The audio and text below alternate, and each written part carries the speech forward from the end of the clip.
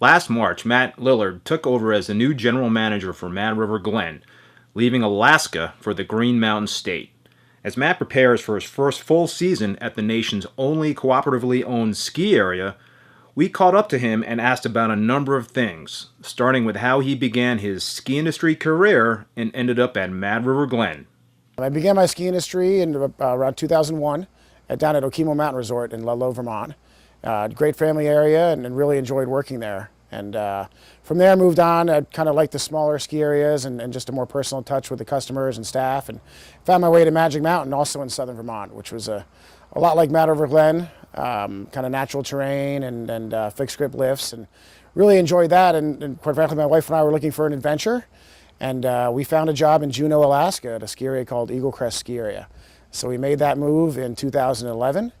And enjoyed a wonderful 5 years out there. Just as my career went on, I started in marketing and events, and then kind of got into operations, and really liked kind of all aspects of ski area management, and really kind of had a focus throughout my career and want to stay that way, managing ski areas and not really moving up to the bigger resorts and that sort of thing. So that's kind of a big focus for me.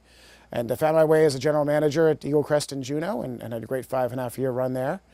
And during my time in southern Vermont, it always come up, to the Mad River Valley and Mad River Glen and Sugarbush and even farther north to ski on my days off. And we'd always kind of joked that it'd be fun to get back to this area, and a great place to be at Mad River. And we used to sit on this deck right here, spring days at Mad River, and riding the single chair and those beautiful 6-degree sunny bump days, and come down and have a drink and just go, God, it'd be amazing to end up here one day. So actually Mad River posted it, I think, on Facebook and online, and I don't think it was much more than a couple hours.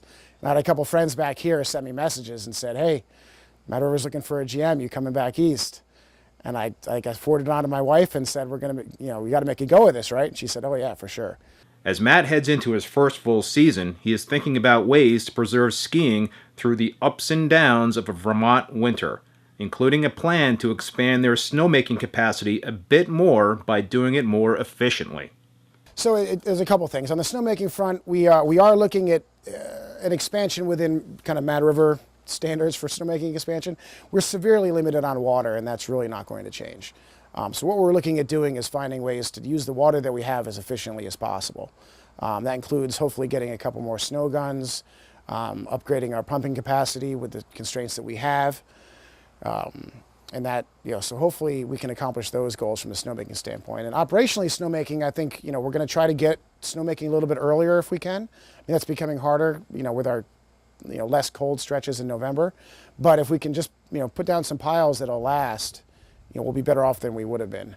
And just to focus on making sure that we make every effort we can to get snow down and people off the mountain. And then outside of snowmaking, a lot of it is just trail maintenance and management. And really, like I said earlier, that's been a big focus of ours this summer. Just got done today traveling around the mountains, seeing all the culverts. We've got up to 10 areas where we've redone culverts and put them in that have been crossing trails that historically, they might have had a culvert, but then that went away. So they've been just kind of filling it in with snow or sticks and ski patrol backboards. Or really, they've been really creative in their solutions. But the real solution is to get up there and fix it, and that's what we've been working on this summer. I think it's going to pay off really well. We've invested in a new mountain mower that's done a great job mowing the trails and really taking it down as close as it can. So those sorts of things are a big part of it. Mad River is a community-oriented ski area, and Matt wants to continue to foster that environment by staying true to their mission and partnering with Sugarbush to offer skiers two great, unique skiing experiences.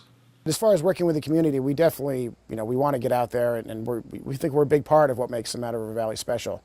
I think between us and Sugarbush, the Valley offers a skiing experience and a winter experience that you really can't find anywhere else in Vermont or the Northeast. We've got a great partner in Sugarbush. We love to work with them. Looking forward to expanding that relationship. But we're two very unique areas, and we want to stay that way. And I think that's what people really want to come to the Valley to experience. So working with them to push that initiative, working with the Mad River Chamber of Commerce is going to be important moving forward. And just making sure that we're all kind of working towards the same vision. I think the more people we can get to the Valley, the more we can all prosper. Mad River, Alta, and Deer Valley are the only ski areas in the U.S. that do not allow snowboarding.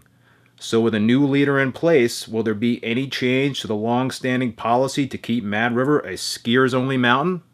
No, I think it works well for Mad River. I'll say is,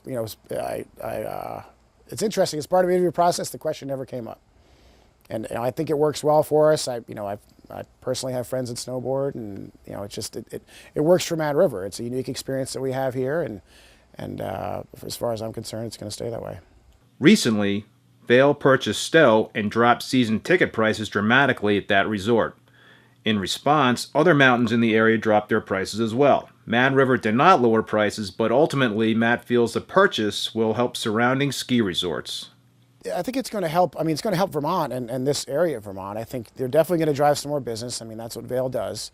I think we might see some migration towards Stowe this season, but I think also people know what we have here. It's just a very unique, special experience, so I think if people venture over there for a year, I think they're going to find that they're going to miss what they have here at Mad River and come back. We have not dropped our season's pass prices for this year. We're keeping them the same. I mean, we need to operate. And as a cooperative, our goal is not to make tons of money and invest in our back pocket. It's really to preserve and maintain what we have here, and to do that, we need to have certain pass prices, so we really want to push people into those passes and our other things. But ultimately, I think it's going to drive more people to the Stowe Mad River area, and that's going to be good for everyone. Overall, Matt sees good times ahead for Mad River, and he is certainly looking forward to the new season. I'm really happy to be here. I think Mad River is a really special place. We've got a bright future. It's certainly going to be its challenges from a snow perspective and operating perspective, but the staff has been great, the community's been great, the shareholders have been great, and just really looking forward to getting more embedded in everything and really get off and running this season. Keith Berkelhammer, Mad River Valley TV.